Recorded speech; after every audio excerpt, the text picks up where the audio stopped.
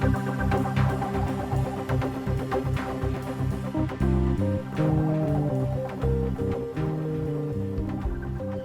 back to the Growing Band Director Podcast. This is episode 100, and I'm here with my original mentor, Craig Skeffington, and we're going to hang for a little while. Skeff, how are you? I'm well. How are you doing? I'm good.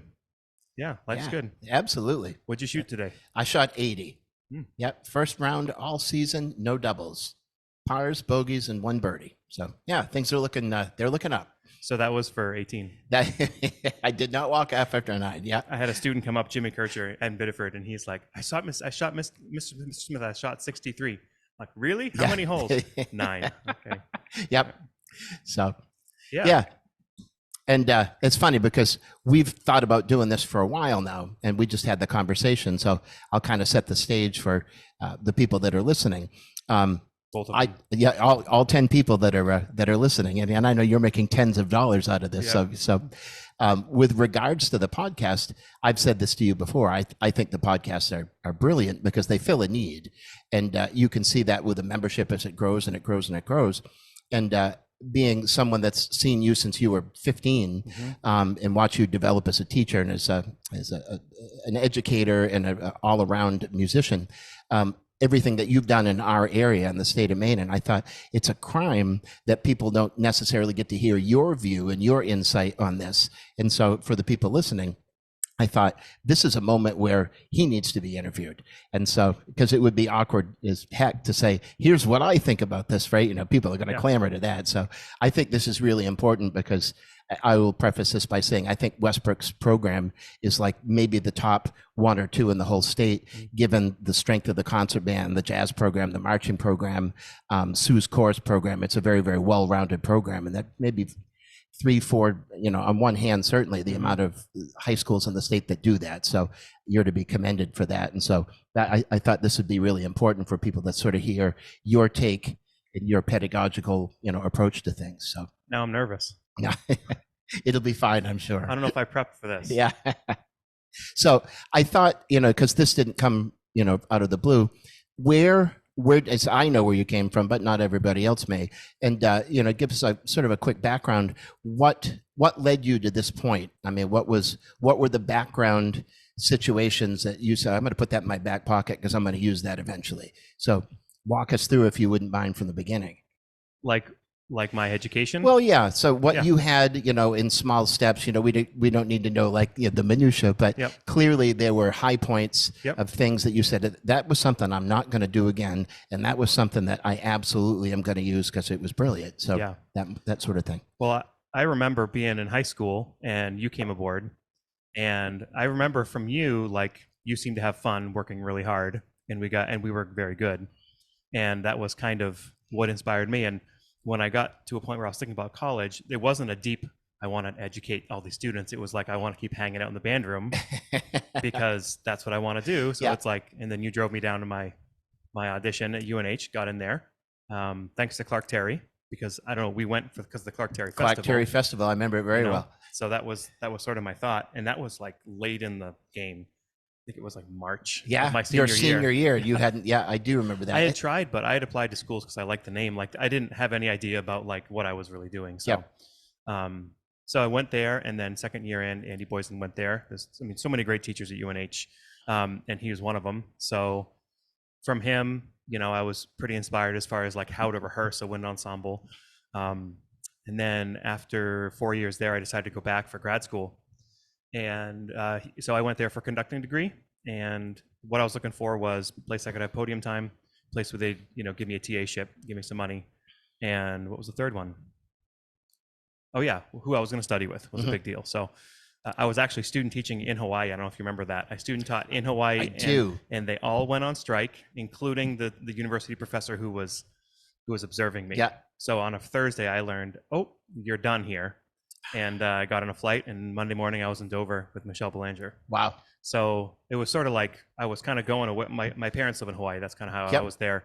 But then I was kind of called back here through that whole thing. Yeah, it's sort of like COVID. It's like everything's shut down, and there's a new plan, right? That's what it was for me. Yeah. So, and then it was like, okay, well, grad school it is, and I'm right here. And out of there, I got a job in Biddeford, which was you know, it was a long and storied program, as we know, and there's so many great things about that town.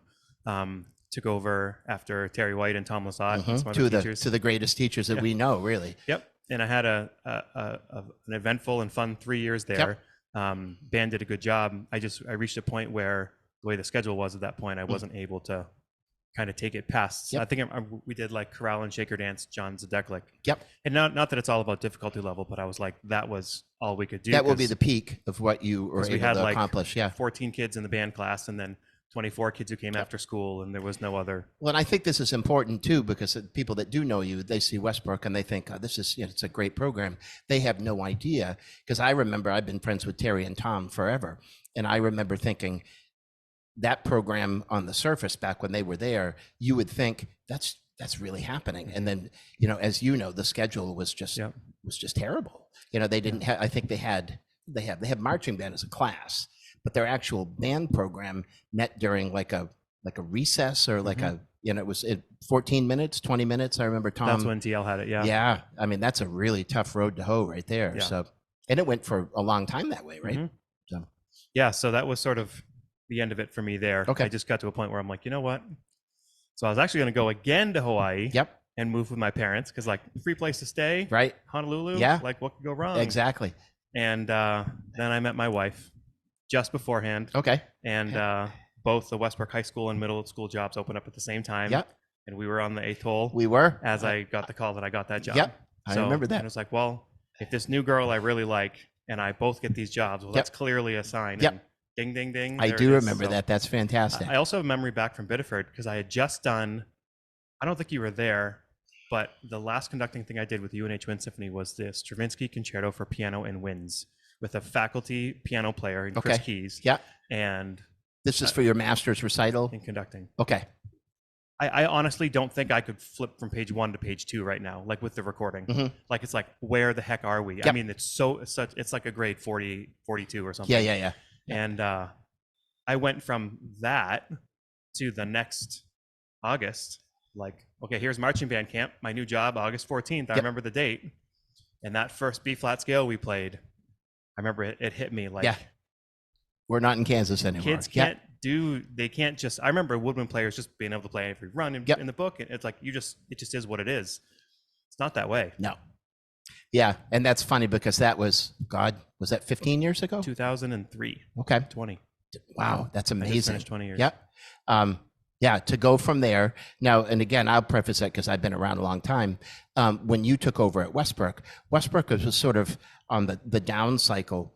I remember the marching band was on the precipice of folding for a little bit. There was no marching band when we took it over. The year before they took it, and then there was a press release, or there was a camera, like the Channel 6 was called, right? Because they wanted a marching band, and we were told by the superintendent on August 26th.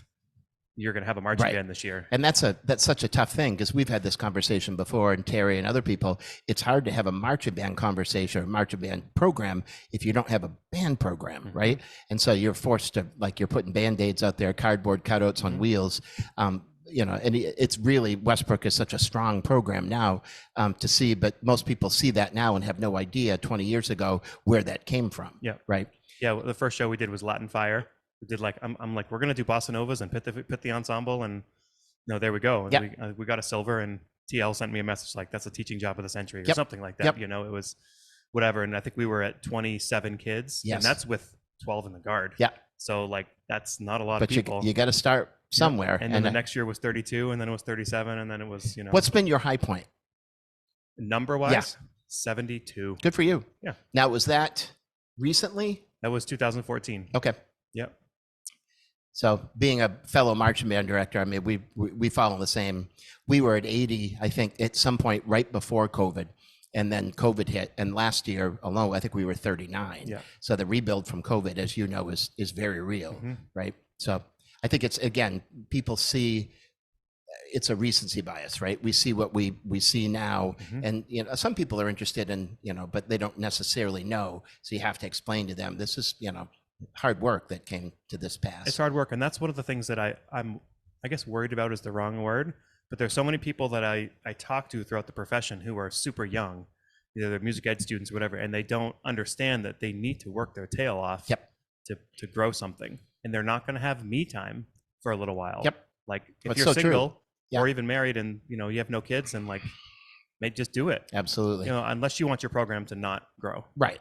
And for everybody has a different perspective and different needs, right? I like to think that not everyone comes in, I need a job, right? This is definitely not a job. This is a passion, right? Mm-hmm. And I'm reminded by it, I'm reminded with watching you teach now. I mean, I hate to ask, how old are you now? 44. 44. Okay. So I remember still going strong at 44, but I started when I was 27 at South Portland. I remember by that point, I was already starting to think this is a young man's game. That's the year I started in Westbrook, 27. Okay. I was 27. Yeah. I remember Bob Quinn, your predecessor. We were at a District 1 event. Norm Richardson, Bob Quinn, all the old teachers, and I was just a kid. I might have been 28 or 29. And Bob looked at me with that haggard face, kind of red eyes. He said, Craig, he hung his head. It's a young man's game. And just beaten and worn out. And I remember thinking, what's he talking about with the young man's game? It's just like, whatever, let's go, So, but, there's just the work ethic, the idea that you just have to, there's no easy fix, right? And what was funny about Bob is that he had really high blood pressure because the kids knew how to push his buttons. Yeah, big that's time. funny. So apparently, like I wasn't there, of course, but they would like push, and then he would lose it. Yeah, and storm off into the office, kind of thing. Yeah, and they were out of rehearsal for a little while, and but he really let them kind of push him. That's funny. I didn't know that. I knew how George would run his rehearsal, but I was closer to Bob just because Bob was a bit more personable to me. Yeah. But so. With that regard, in terms of like running the rehearsal, we were sort of making notes beforehand.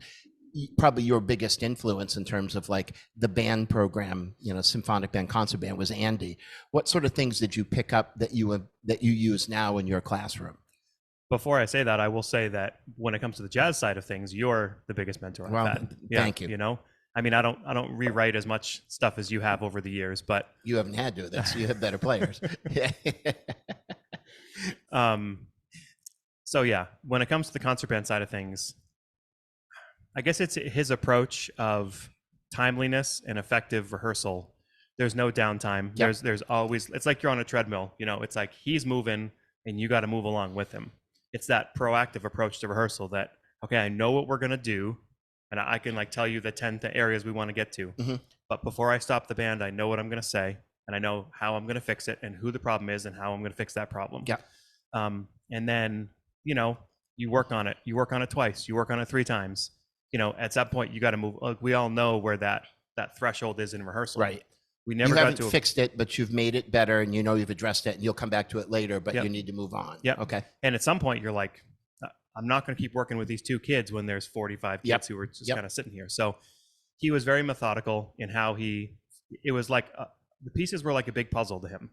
Or I don't know if he would say that, but that's the impression I got. Yep. And I just remember watching him rehearse and taking a lot of that to heart. He would touch the score like throughout. He'd just touch it. And I would notice that at one point, even all the way from the back row when I wasn't goofing off or something. And I asked him one time, he's like, yeah, supposedly when you touch something, it creates some sort of like connection with your brain about how you're going to remember that moment or whatever it was.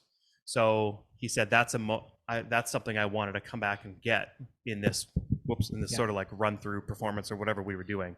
So he would touch some stuff and then that would remember. He would do like 4, 5, 6 things. Now you're teaching college.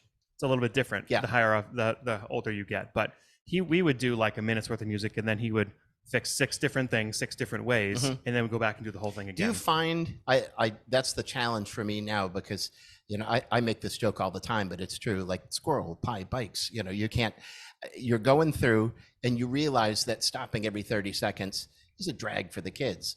I remember when I played on Terry White's band, Terry would just run stuff, but this was like Rick Gordon, Rusty Quinn, Ralph Norris, all these great players. We just go back and run it again.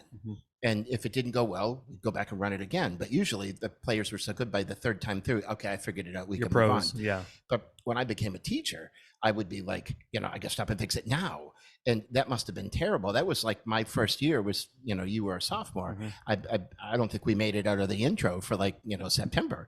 And so I've learned over the years that I need to go and let kids play.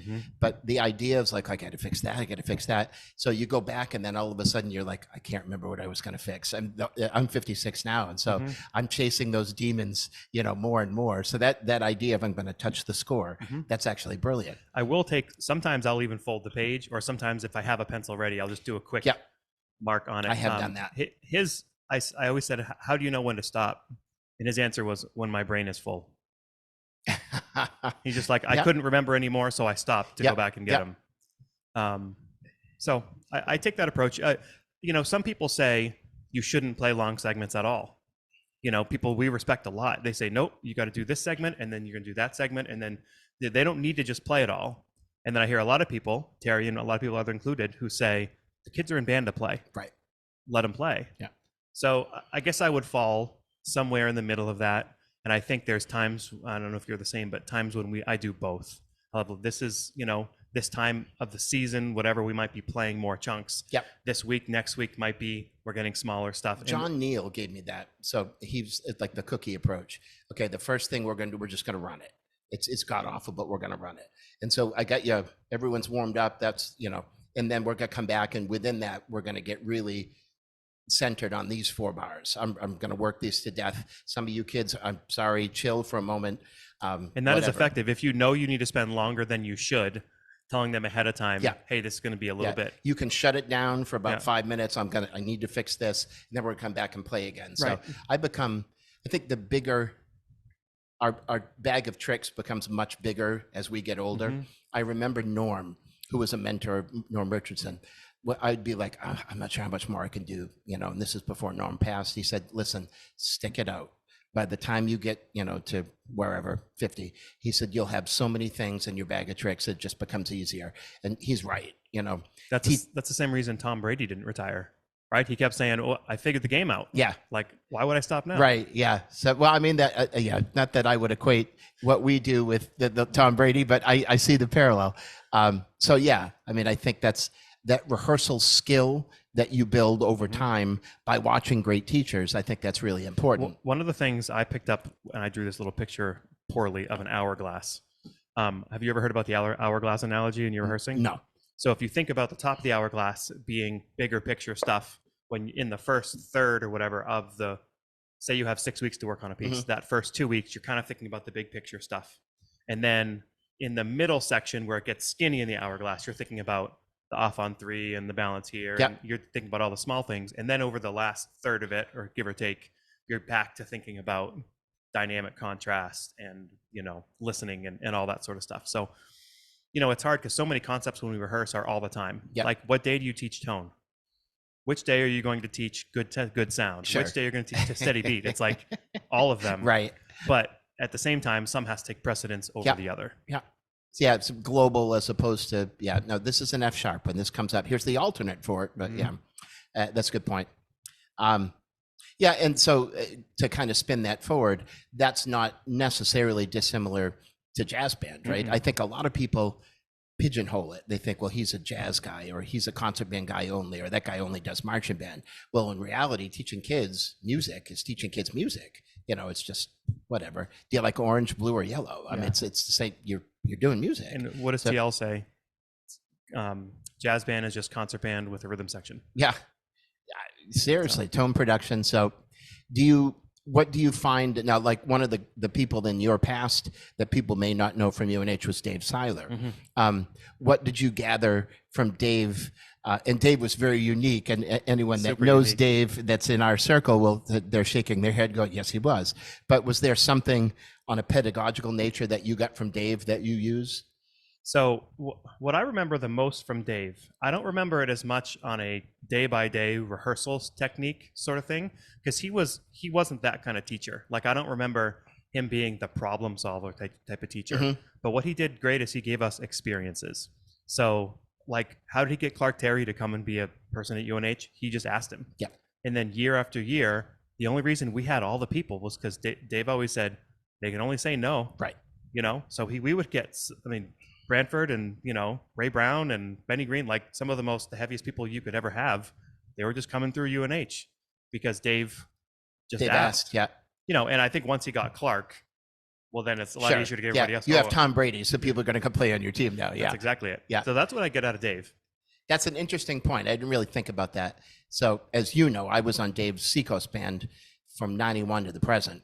And that same sort of thing. I mean, Dave had lots of Silerisms, as you know.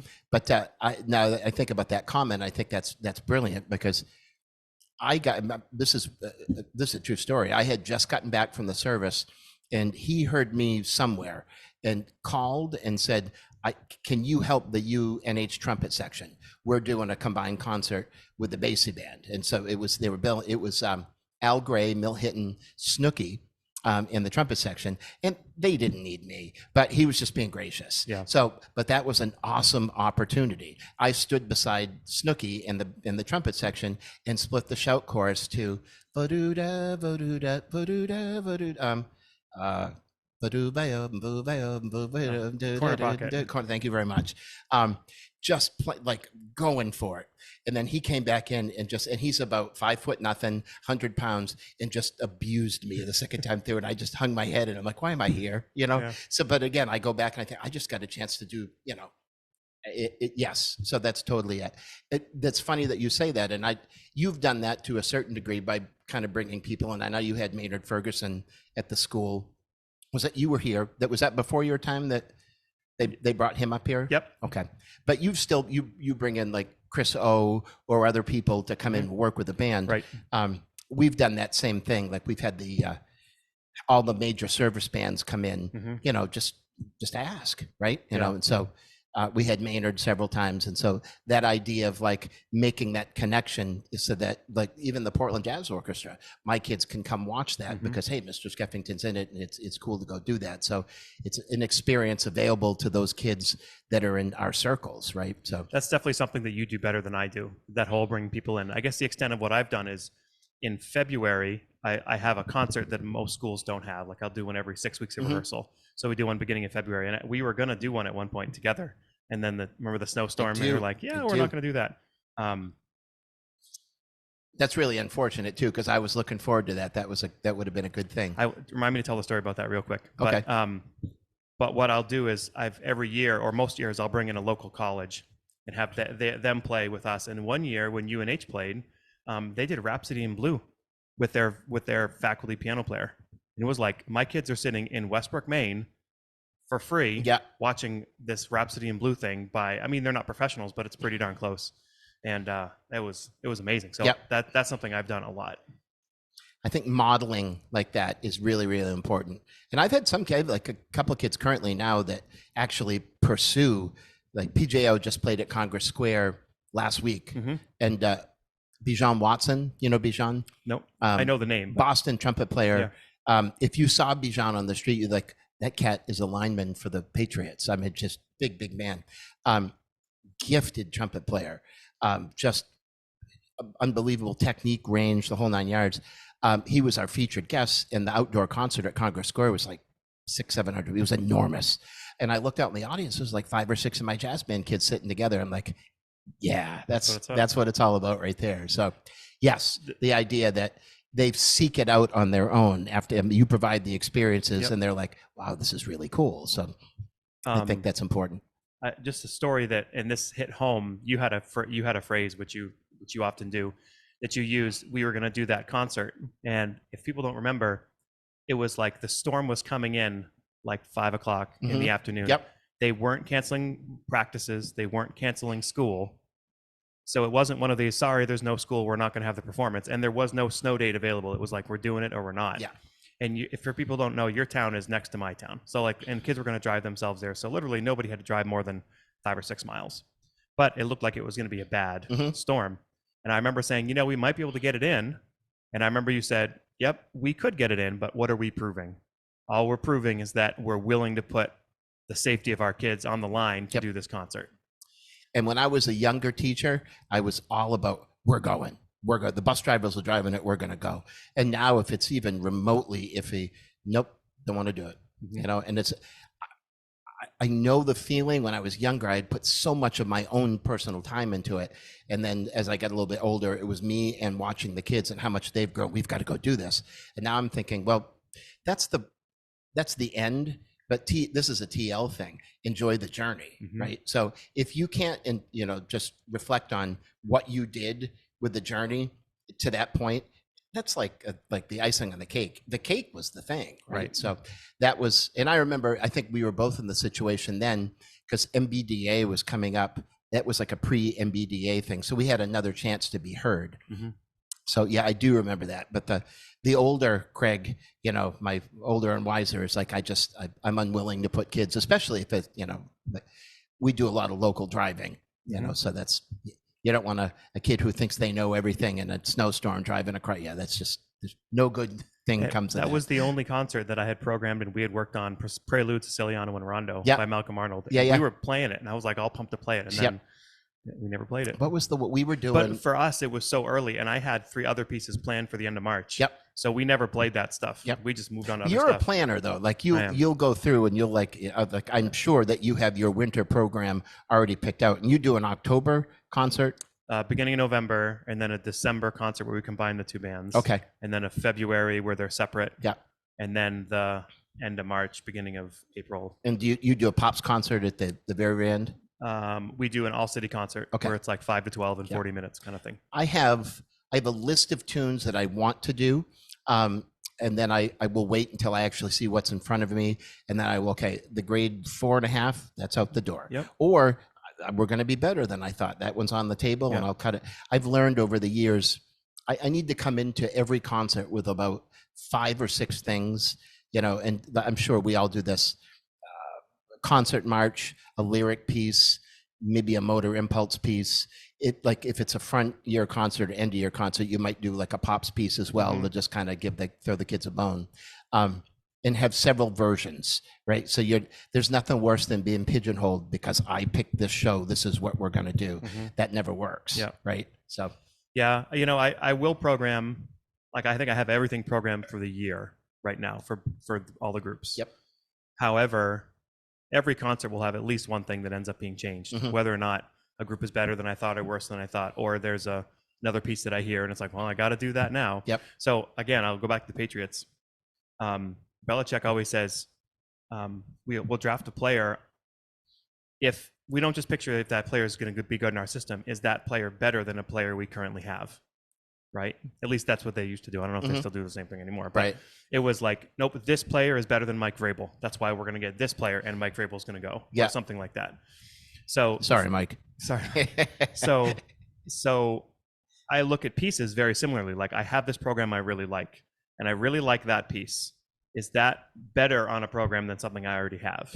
And if I say no, then I might still buy it, or then it goes on my list for what I want to do. Well, here's the thought, like in terms of, people watching and they're kind of, maybe picking up some things about band repertoire and rehearsal. Where do you listen to new material, and where do you purchase new material? I purchased new material through Dale Perkins, and I don't know if you still use him or not, but we do. Yep. So if people don't know, you send your money to him and you get a little credit, and then you can just say, hey, I'd like this piece in an email, and then it shows up, within a couple of weeks. And supporting a local business is always good. Where I listen, I guess I would say everywhere. I mean, YouTube's huge, but people's personal sites and through the podcast has been really helpful because people keep sending these ideas for pieces. So like, if I'm going to put out an episode with like, here's 7, 8, 9 pieces people should listen to, I mean, I have a list of 20, and then I kind of have to select the ones there's been people who suggest a piece, and it's like, I listen to it and I'm like, I mean, it didn't do it for me. Not that it's not a good piece, but you can't necessarily do everything. So I try to be really picky. For a younger teacher who might be listening, who are some go-to, like we all have, my jazz band list is this, my concert band list is this, of writers and composers that I've never played a bad piece by this writer. So who are like the top 3 or 4, if you had, grade 2 to grade 4.5 high school, who are your go-to writers? We're talking about concert band? We are. That's a really difficult question because there's so many great writers, right? I totally agree. Yeah, and can I bail on it? You can go deeper than your top 3 or 4. Yeah. You could say I've had great luck with, even if it's a 1-off or a 2-off. Yeah, I mean, one thing I'm really working on is using new composers because we all fall into. I love Brant Carrick, I love Andy Boyes, and I love Terry White, I love Carl King, I love Philip Sousa, and you could like literally do just that. but I'm working really hard on hearing some of these new composers and the music there. And I won't name the pieces, but there's some composers and pieces that everybody raves about, and I'm like, I don't see it. Yep. So I don't program that music, because if I don't like it, I can't sell it to So if the it kids. doesn't speak to you, then it's got to pass your test finding first. the music that speaks to me, but also will fit my kids really well. Like there's a great chart. I don't know if you know it. Do you know the tune Celia by Bud Powell? No. It's a rhythm changes tune, but it's like a bebop thing. Yeah. And Mark Taylor did an arrangement of it. It's got this super sick trumpet solely in it. Yeah. And I've known it for 7 years. It's like, well, I'm going to buy that. And then one day when there's a trumpet section. Yeah. So if I listen to this, in 2024, there's a chance I've bailed on it. But right now I have it planned for like the end of the year, next year, to do with my trumpet section. So Mark Taylor's one on the jazz band side of things. Might come off, like you said, Terry White. So we've had this conversation about jazz, and it's funny because we both agreed, came off Terry, Taylor. There's I've never bought a chart that didn't work. Rick Stitzel. Yeah. But in the concert band side, you're like, oh, I don't know if it's I want to go hard. there. So I view it as I'm programming moods. Like I don't view it as I'm programming, like you say, march, slow piece, right? And motor impulse or focus piece. That's a lot of people do that. I don't do that. I do there are some times where it might fit into that, but because of that, I don't do enough marches. Again, that's an issue with my own programming. I have 12 pieces on every program I want to do. It's like, I can't do them all. So I like to think about, it's almost like from an audience standpoint, I'm thinking about the journey that they're going on. Yep. Brian Peter does that. He just talks about the journey that they're going. And I think that's awesome. And I think that's the difference with, I don't need to be you. You don't need to be who. It's just you do you. But I have to think of it in terms of categories. And so I listen to 3 or 4 marches and go, I really like that march. And so that's a category. I'm going to check that box. I'm going to move on. And, I tell a story that way. I'd like to think. And the other thing is I don't know how you feel about this. We're probably in the same vein. Shorter is better than longer. When I didn't really care early on. It was just if I wanted to do 7 pieces, that's what we do. And it was fairly soon after that, I'm like, whatever. I mean, why are we doing that, right? Just because invariably the 6th or 7th piece might not be ready for prime time, but yet you do it anyway. So we try to do 4, maybe 5 pieces, and you might intersperse a brass quintet, or maybe the jazz band plays a tune or something. But brevity is often preferred. So recently, when I met the guys on Music Ed Insights, that podcast that I was on, so I started listening to some of their podcasts. 2 months, we booked it, and then 2 months ahead of time, I started listening more, so I kind of know how they run their show and all that. It's a great show, by the way. And they talked about an English curriculum.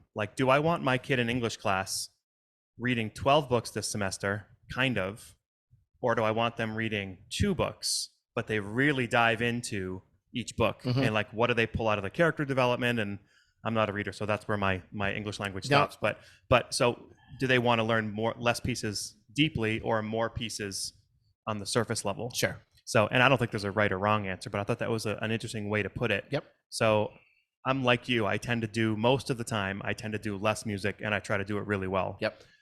One thing I'm working on more is trying to improve what I'm teaching through every piece. If there's a piece and I'm like, what am I going to teach through this? Besides the notes and the rhythms on the page, sometimes another piece will speak to me and kind of bump that one off. That's interesting. I often think, I'm a history buff, as you probably know, and I would love to get more into, as we're going through, especially in the jazz band thing, talk about the history, if the piece is a Duke piece or the piece is a bebop piece, where the influences were. We did, and every time I talk about this, I forget, Goodbye Yellow Brick Road, Mark's arrangement, which was a great tune. And I spent some time that season talking about where big bands in the 60s, broke from traditional jazz and did jazz rock because there was no audience and they were trying to. And so it's funny that kids generally don't want to talk about history. You talk about history and their eyes glass over and they roll on the back of their head.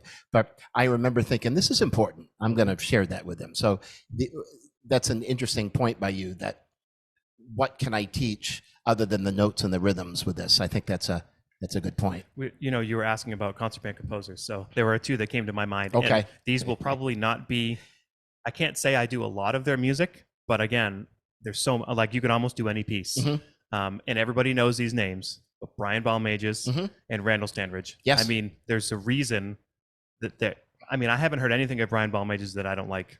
I mean, this year I think I'm doing 2 of his, and they're both like grade 1.5 pieces, but they're just such great music. Yep.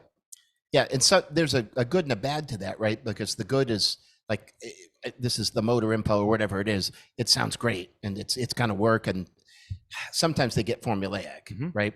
The great Sammy Nestico. Oftentimes you could hear a Sammy or Dave Wolpe, like it's just the same chart with a different title, but yet it sounds great, right? So I completely agree. So I haven't found that with Brian Balmages as much. Yep. There's one I put on the episode earlier this summer. It was called "It's a 0.5 beginning band piece on Mars." I don't know if you listen to that, but it's called "Bringer of War" after Holst. Okay. Brian Balmages did it. It is a legit. They don't just call it a 0.5. It's literally a beginning band piece. Okay. And it's Mars. It's freaking awesome. Yeah. It's so you're like, this is awesome. Yeah. And it's really a beginning band piece. That's beautiful. Yeah. It's a level of genius for that. John Furman, who was a mentor of mine when I was a young teacher, he was on the staff that hired me and took a chance. Years later, before he retired, he said, "Why don't you write a 5th grade piece for me?" And he was like, "Yeah, it's got to be this." And I'd write something, says, "That's too hard." What? So, all the parameters that a grade 5, which is 0.5, grade 5, 5th grade, so I have actually, and I did like a ABA with a modulation and then a return. So it's like almost 2 minutes, which is probably like enough. I just have to figure it out.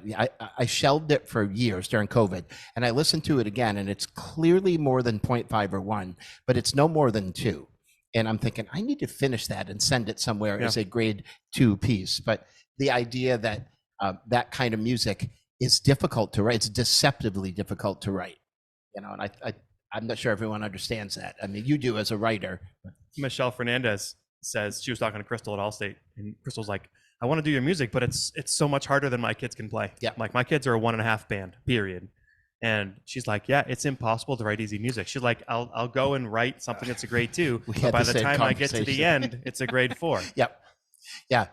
Yes. And Mike Sakash, there's another, we were talking about that. You start on one level and you just can't, to keep that level that's difficult. Yeah. So maybe another thing, one of the things I'm not sure that we've shared or people would know, I think the chamber music and the individual kid as a musician is important to you in particular, because you guys have tons of kids that make the all district band, the all state band. So talked about that. I mean, where does that fit into your program in terms of like kind of pushing that agenda forward? So chamber music is not as much as I want it to be. Usually once a semester, we'll do like a chamber music project for a week or so. Yep. And we'll use a lot of those flex band things that have been available for a long time, so the kids can be with their friends or whatever. And every time I hear our kids play chamber music, I realize how much they can't play, and then, so the more I do it, the better it is, but I don't do it enough. Again, that's a weakness of my teaching. I want to do that more and more. The reason I think we have a lot of kids who get into honor bands is a couple of reasons. One, they have to play the honor band piece for a final the year before. So my kids in the wind ensemble last year, they already know the piece for next year because we've worked on it a bunch. And so that's helped a lot. The reason we get so many kids into Allstate too is that, there's like lifer kids, like, right? And then there's the kids who are casually in band. Yeah. In our town, any kid who's a lifer kid is a marching band kid, right? And it's that way a lot of places. Like the kids just love it so much. They're part of the marching band. They're part of the jazz ensemble. They're part of the wind ensemble. I mean, they'd be part of the nose ensemble if we had the nose flute ensemble. But so there's like, yes, I want to do Allstate. Great, go ahead and do it. Yep. And we have a lot of kids who don't get in, but just that it's a thing and it's an opportunity. And how many kids do we all have who are like, that kid's an Allstate clarinet player? They won't audition. Right. That's everywhere. So people who are feeling that, we all have that. But I don't know. I try to push the kids to do it, but I don't actually push them. Like I don't require that my wind ensemble kids audition.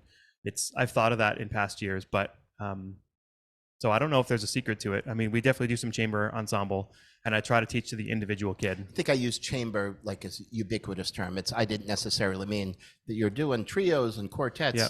Just the idea that you've got somebody willing, because that's a, pardon my expression, a very naked way to do it. It's like you're there, and like the kids don't want to audition, right? They're just like, they're scared to death of that. But we've been better. Like COVID was down to nothing. And I think that COVID year, we didn't have anything. And last year, I think we took maybe 12 kids. Used to be, we'd fill a whole bus with the kids that were going to audition. But the chorus had 12. I think we had maybe 25 altogether. And I made a note. It's going in the right direction. That's right. And I think we have the same. So Crystal is your middle school feeder. Amy Anderson took over for Jean Quinn and Sandy Berry, and Jen Fletcher's there now, and they're sending tons of really motivated kids. So my job is to just hang in there long enough to see that, kind of back where it was, and then I can hand the keys to somebody else and walk out the door. But yeah, I wish more people took that more seriously. And this is another thing that I'll point out. You probably above anybody else have been a leader in the sense that you always volunteer to manage the district concert band. You manage the all-state band. You manage the all-state jazz band. And you've done that for 10, 15 years. So I know that's important to you, and not only with your kids, but in bringing in, really good clinicians for the event. Can I tell you why? So I had a year in the first 4 years of my teaching in Westbrook, and there was just an experience that my kids had that wasn't as good as it should have been. And I remember there's a specific band kid who's now in the profession, and he came back, and the week after that group, he's like, I'm not going to try out for that next year. And this is a kid who, like, there should be no doubt they're in it. They just have to audition again. This kid loves it. It's going to be their life. And they said, this is just it wasn't a very fun experience. And I knew, and again, nothing against the manager. That's why I'm like not giving details. I'm not trying to throw anybody under the bus. No, sure. But, like, you choose a conductor, you choose the music, and then you hope that it's the right fit. Right.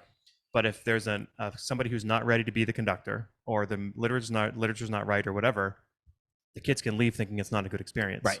So it was honestly selfish at first. I was like, I want my program to grow, and I need these kids to have a good honor band and all-state experience. So if that's going to happen, I want to see that that's going to happen. So I felt like the best thing I could do for the state and still try to do is, try to get the best people in as possible. When it comes to their programming, I try to guide them because I know, like, what the difficulty level should be. The clientele, right? But I also try to stay out of their way when it comes to the programming. I don't say, hey, do this, and I want you to do these 3 pieces. It's, what do you want to do? And they'll say invariably, what's the program for the last 3 or 4 years? And then I'll send them that. And then I will listen to every piece, and I'll be honest, and I'll say, this one I think is too much, or I think this is whatever. So the program ends up being their program, but I will guide them along the way. And, I just felt like once we have great honor bands, whether it be all state or just regional bands, that just is the lifeblood to every program, and helps every program grow when it's that way. And it's, people think if you're a manager, and I've had this year, I'll just be honest, I've had years where I get a lot of kids in, and I'm the manager, which means I'm kind of choosing the roster, right? Is the cutoff trombones 13, or is it 10, or is it 11? Like, those are decisions that, as you know, are really hard to make, because you're like, my kid is number 13. That kid should go, but would I take that kid if it was from another school? Right. So those are really hard decisions to make. In fact, I feel like I've almost been harder on my kids because I don't want to appear as I'm biased towards the Westbrook kids. So some people might think, well, if there's a manager in your group and they're getting a lot of people in, they're showing favoritism. They're telling the judges to make sure you judge my kids better and all that. It's really more about, if somebody's going ahead and they're putting in all that extra work for $0 to be a manager and to do all these things, odds are the work they show in that role is the same work they show every day in their program. Right. Which is why it's a symptom, not a cause. And I will say this, and I've said this for years, I rarely complain about anyone that volunteered to do something, because the easiest thing is to do nothing. In our profession, there's a lot of nothing. So I've gone to many meetings where you're just looking for, will somebody chair that committee? Crickets. And so I volunteered when I was a young teacher. You were in school, you were in college. We hosted the Jazz All-State for 4 years in a row because no one else would do it. I volunteered I ran I was the all-state jazz manager. I brought in Dean, a bunch of people from out and above, some selfishly because I'd had connections, but mostly because just no one would do it. So same with combo. So one of the things that I really like what I can see now is that there's a young cadre of teachers that are out that are volunteering for stuff now. In BDA District 1, there are teachers now that are making themselves available to host events or to manage things or to run the district level. So I like that because for a while I thought this is just going to fold up, so. But one of the reasons I ended up managing so many different things, for about 5 years, I managed all four, the jazz and classical at All-State and an honors band. And one of the reasons I kept taking on each one, and I would convince my wife that it was okay to do this because I'm going to the festival anyway.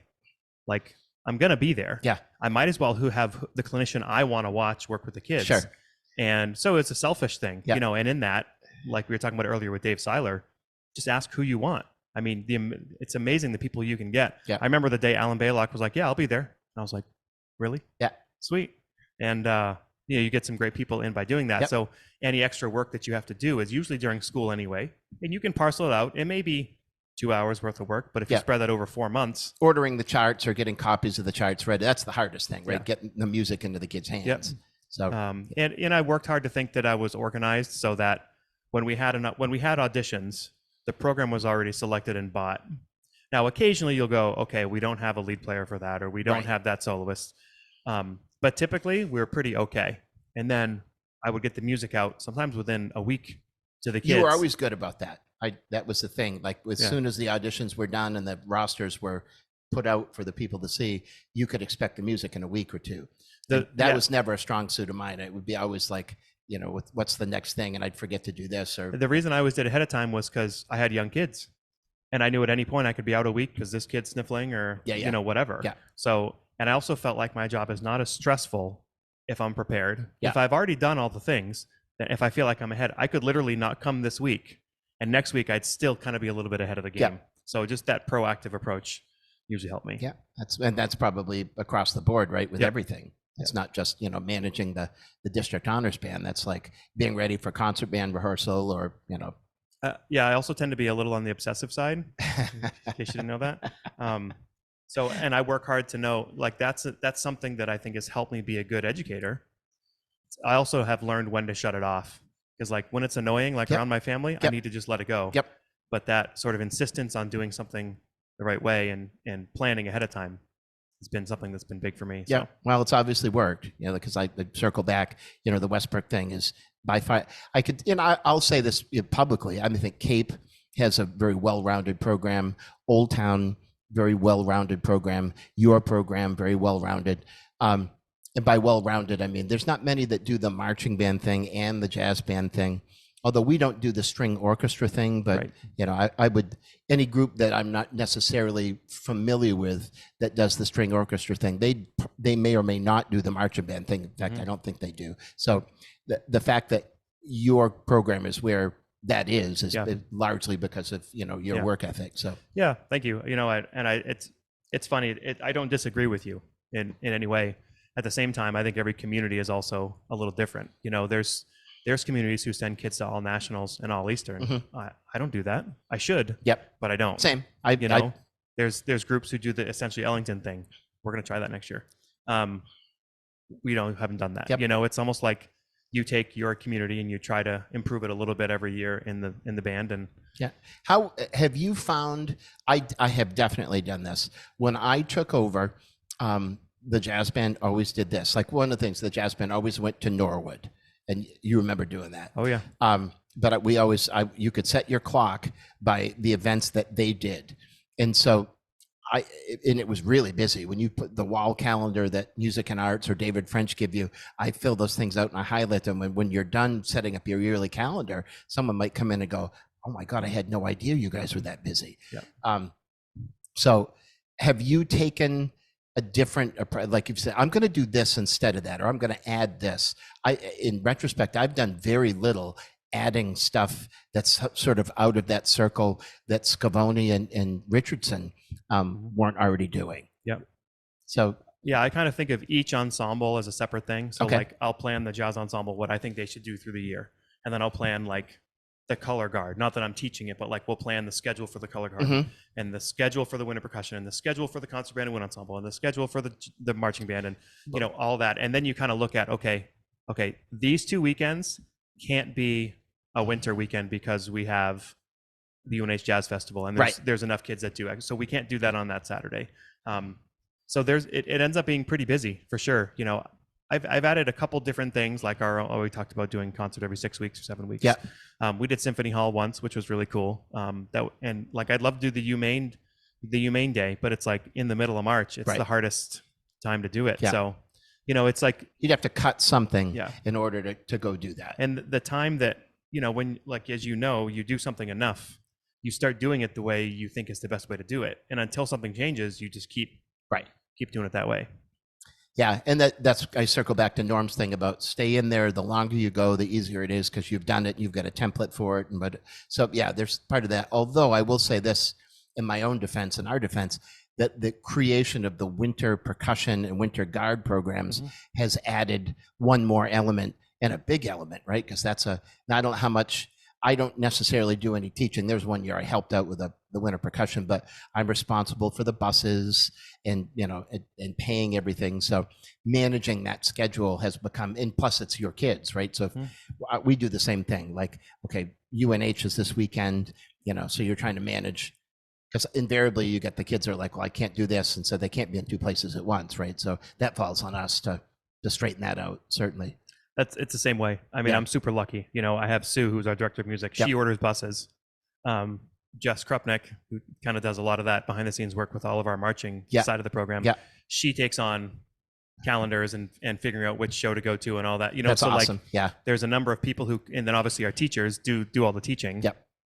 So I'll say yes or no, or I'll manage it peripheral. But if I had to do it, we wouldn't have it. Right.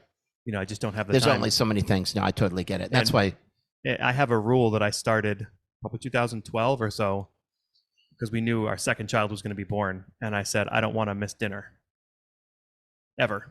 Now, okay, Saturday night when there's a show, like there's nothing you can do about that. But throughout the week, I'm not going to be missing dinner. So we used to have marching band from 5:30 to 8. Well, now it's all right after school. And it was just selfish. I was like, I don't want to be out when my kids are home for dinner. So even in the middle of marching band season, we might have jazz band going and marching band and we're in school and all that. I'm home at the latest 5:45, 6 o'clock.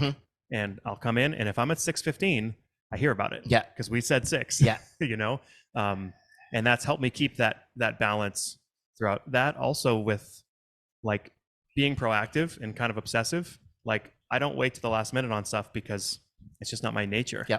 So then I never feel like I'm in a panic because I feel like I've prepared for it. I think it's circling around. It's a good life habit, right? So I get that. So I'm not sure, being the sub-host and you are the interviewee now, if we're at the point where we wrap this up. But I'm fascinated by this, just like hearing your take on things that I've done my whole life, but here's somebody else's approach in doing the same thing. And hopefully everyone else I didn't think about that. So we're both screwed up. Yeah. Yes. And so you're going to have to bring in a third party to straighten us out both for sure. So anyway, I thank you for the opportunity. This has been great. And I'm really happy to share your message with other people that may not know. So thank you. Yeah, absolutely. We sincerely appreciate you taking your valuable time and listening to the Growing Band Director podcast. Your students are very lucky to have a band director like you. If you have any suggestions for episode topics or think you have an area of expertise to share on a show with us, please reach out. If you enjoyed this episode, don't forget to subscribe. And if you want to help spread the word, please give us a 5-star review and tell your band director friends to subscribe as well. We're available on Apple Podcasts, Spotify, our YouTube channel, and wherever you listen to podcasts. Thanks for listening to The Growing Band Director. See you next week.